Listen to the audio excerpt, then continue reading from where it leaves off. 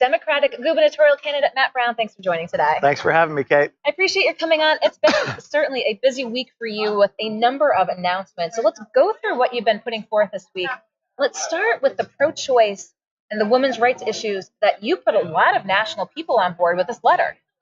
Yeah, so we had a letter that came out this week from Gloria Steinem, Kate Michelman, who's was the longtime head of NARAL, the National Pro-Choice Organization, and over 50 women from across the state and different parts of the country who believe in reproductive freedom. And they wrote a letter saying that they were endorsing me and my campaign because I've been and will continue to be an unequivocal and consistent and strong leader for reproductive freedom. Because they wrote it because reproductive freedom is really under attack by the Trump-Pence administration all across the country. And they wrote it because our current governor, Governor Raimondo, campaigned as pro-choice, but as governor, she put in place what the ACLU has called the first anti-choice legislation in 15 years that created all kinds of restrictions for women in the state to get access to reproductive care. So I would repeal those restrictions and would fight vocally and unequivocally for the Reproductive Health Care Act that's being considered now until we get it passed. And so it was a great show of support from Gloria Steinem, Kate Michelman, and others for that position. And so what's the reaction been to this? It was, again, a very strong letter. What have you been hearing from folks? Excitement and enthusiasm for someone who is going to be vocal and outspoken and strong on these issues, especially now when women's rights and reproductive rights are so under siege by the Trump-Pence administration. And look, even here in Rhode Island, the state is 81% pro-choice, but we rank as an F by national pro-choice organizations in terms of the restrictions put on reproductive freedom. So women's rights are under attack, and the attack of and the rights of so many others in our country are under assault as well. So there was a lot of enthusiasm for the support from these women for strong leadership to protect these rights. That's just one of the many announcements you made this week. Just recently, it was yesterday, that you would do licenses for immigrants statewide. Now, I had the opportunity to have the governor on GoLocal Live yesterday. She talked about when she had said she would do the executive order, why she hasn't. She says executive orders can be undone. She thinks it should be done at the assembly level. What's your thoughts on that? Well, first of all, again, this is a community, the immigrant community here and across the country that is really under assault by the Trump administration. We see the separation of families at the border. And so I want Rhode Island to be a place that is welcoming to immigrants. This was a state that was built by immigrants, waves of immigrants coming here. And we need to be a state that is very welcoming to immigrants. This is a common sense issue. Immigrants are here. And they should all be able to drive to work. It's good for the economy. It's good for them. They should be able to drive to take their kids to school and pick their kids up. So this is just a basic common sense measure that we need to take. In terms of how to do it, could be done by legislation, but I've said if necessary, I'll do it as an executive order. I know Governor Raimondo, who pledged that she would do an executive order when she ran in the election, did not do that, did not keep that promise. And it may be difficult. But most of the important things that need to be done are difficult. That's what political leadership is all about. Political leadership only counts on the difficult issues, and so I'm committed to doing it. So, do you think an executive order would be the best approach if another administration came along and had the opportunity to undo it? What would sway you sort of one way or another? Well, it's not either or. I mean, the best approach is to get it into law because that's the ideal approach. But if that can't happen, then you do an executive order. And doing an executive order does not just stand alone. It starts to create the pressure, the political will to force the issue forward and hopefully force it into legislation. And so it's a critical step to take if we can't get the legislation, if or until we can't get the legislation.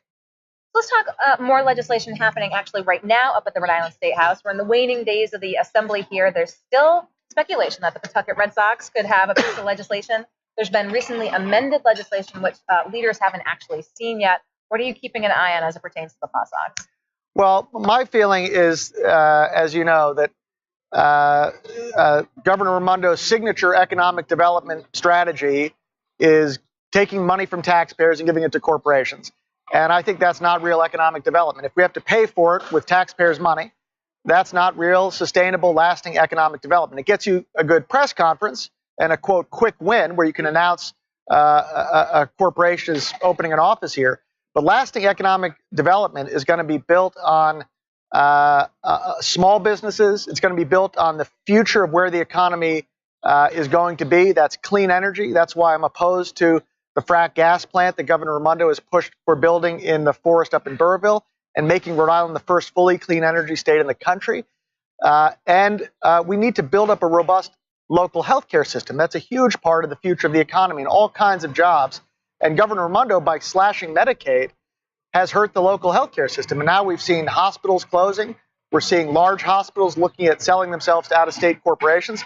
To not have a local healthcare system would be bad for the quality of care, bad for the people of the state, and certainly bad for the future of the economy. So I look at building the economy not through corporate subsidization by the taxpayers, but by building on real, sustainable, long-lasting economic development, like healthcare, clean energy, and small business. So you mentioned in the healthcare arena, the out-of-state interest. We know that Partners is moving forward with Care New England here. It's June, and we'll see what happens between here and November. If you were elected, how would you handle that if that ball has already gotten down the road of having Partners come in? Well, we'll have to see where it is, but it would be much better for this state if we had a local healthcare system. Anyone who has experienced, as we have in my family personally, when a local, old-fashioned provider is bought by a corporation, you see the quality of care change. You see it's not the same as having your local healthcare system taking care of you and your kids and your family. So I think it's better quality of care if it's local. I think, and it's also better for the economy. If the healthcare system starts to go to Massachusetts, we're going to start see ourselves driving up Route 95 to get procedures. 2 hours up and back can be worse at rush hour. We're also going to start to see jobs gravitate, doctors, nurses, and other staff up out of state. So I would really want to do everything possible to keep our local healthcare system robust and vibrant. So we have you here. It's a Friday noontime show. The weekend's going to be underway. What are we going to see from you moving forward now, Matt? Policy announcements on the road. Where are you going to be? Well, first of all, I'm going to be in Rhode Island. Governor Raimondo has spent 3 months out of the last 17 out-of-state fundraising, while, by the way, there's been just a series of as you know, mismanagement disasters.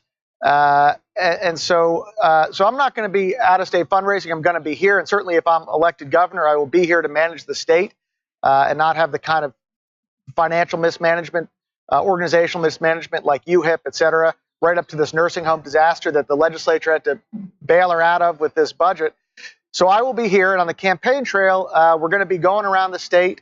We had set a goal of doing 30 events in 30 days across the state. I think we're now on track for more than 40.